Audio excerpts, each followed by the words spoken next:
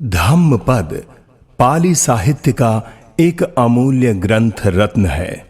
बौद्ध जगत में इसका उसी प्रकार प्रचार है जिस प्रकार हिंदुओं में गीता और ईसाइयों में बाइबल तथा मुस्लिमों में कुरान। धम्मपद में कुल 423 गाथाएं हैं जिन्हें तथागत बुद्ध ने बुद्धत्व की प्राप्ति से लेकर महापरिनिर्वाण पर्यंत समय समय पर विभिन्न विनेय जनों के अध्याशय, अभिरुचि एवं भिक्षुओं के द्वारा समय समय पर उपस्थित समस्याओं के समाधान स्वरूप उपदिष्ट की हैं। इसे बुद्ध के परिनिर्वाण के पश्चात बौद्ध सांगीतिकर्ताओं ने एकत्रित कर विषय वस्तु के अनुसार क्रमशः विभिन्न वर्गों में बिठाया है। धम्मपद 26 वर्ग और 423 गाथाओं में निबद्ध है। अयोगे मत्तानं योगस्मिंच अयोजयं अत्थं हित्वाप्यगाहि पिहेतान योगिनं। अर्थात बुरे कर्म में लगा हुआ, अच्छे कर्म में न लगने वाला तथा परमार्थ को छोड़ संसार के आकर्षण में लगने वाला पुरुष उस पुरुष की स्पृहा करे जो आत्म उन्नति में लग्न है।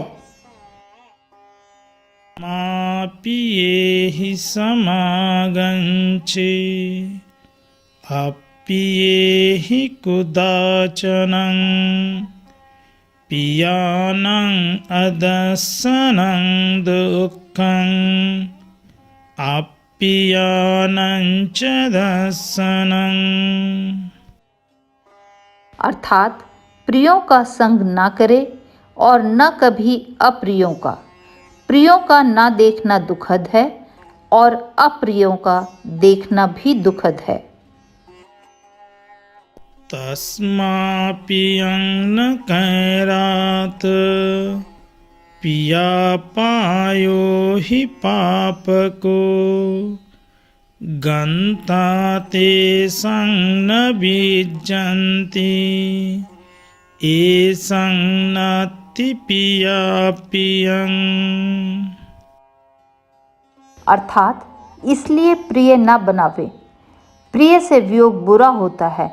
उन्हें कोई बंधन नहीं है जिन्हें ना तो प्रिय है ना अप्रिय। पिये तो जायते शोको पिये तो जायते भयं पिये तो विपमुत्तस्य नाति शोको कुतो भयं। अर्थात प्रिय से शोक उत्पन्न होता है, प्रिय से भय उत्पन्न होता है। प्रिय से मुक्त को शोक नहीं, फिर भय कहाँ से। प्रेम तो जायते शोको प्रेम तो जायते भयं प्रेम तो विपमुत्तस्य नाति शोको कुतो भयं। अर्थात प्रेम से शोक उत्पन्न होता है, प्रेम से भय उत्पन्न होता है। प्रेम से मुक्त को शोक नहीं, फिर भय कहाँ से। रतिया जायते शोको रतिया जायते भयं रतिया विपमुत्तस्य नाति शोको कुतो भयं। अर्थात राग से शोक उत्पन्न होता है, राग से भय उत्पन्न होता है। राग से मुक्त को शोक नहीं, फिर भय कहाँ से।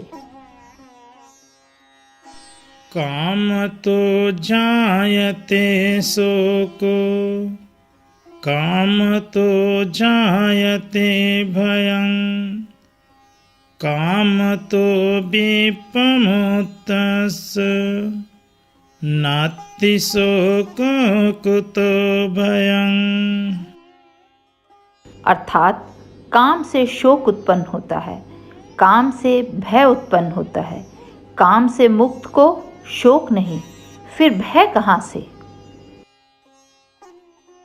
तन्नाहि जायते शोको तन्नाहि जायते भयं तन्नाहि विप्रमुक्तस्य नास्ति शोको कुतो भयं।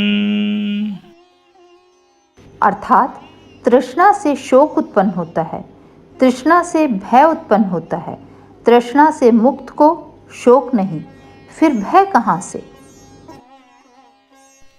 शीलदर्शन संपन्नं धम्मट्ठं सच्चवेदिनं अत्तनोकम्मकोब्बानं तं जनो कुरुते पियं।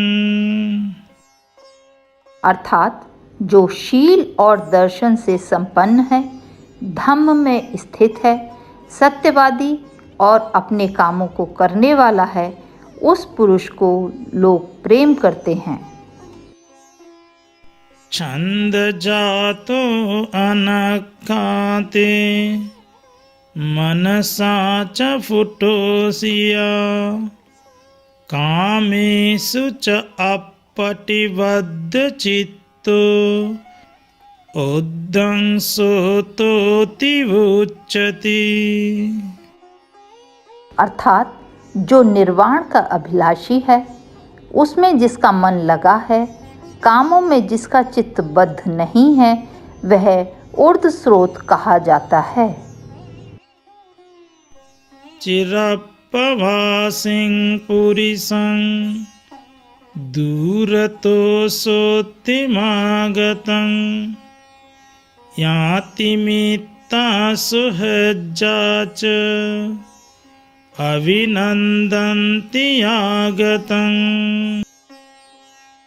तथैव कतपुण्यपि अस्मालोकापरं गतं पुण्यानि पटगहन्ति पियं यातीव आगतं। अर्थात बहुत दिनों तक विदेश में रहने के बाद दूर से सकुशल घर लौटे पुरुष को जाति भाई, मित्र और हितैषी स्वागत करते हैं। वैसे ही इस लोक से परलोक गए पुण्य आत्मा पुरुष को उसके पुण्य अपने संबंधी के समान स्वागत करते हैं। तथागत से यही प्रार्थना है कि जो भी इस धम्म पद को सुने, उनमें अनित्यता और अनात्मता आदि का बोध हो और अंततोगत्वा वे बुद्धत्व को प्राप्त हों। ये संसार आर्य जनों से सदा भरा रहे तथा आध्यात्म सद्बुद्धि को प्राप्त करे। संसार सुखमय एवं शांतिमय हो, यही मंगल कामना है। साधु साधु साधु।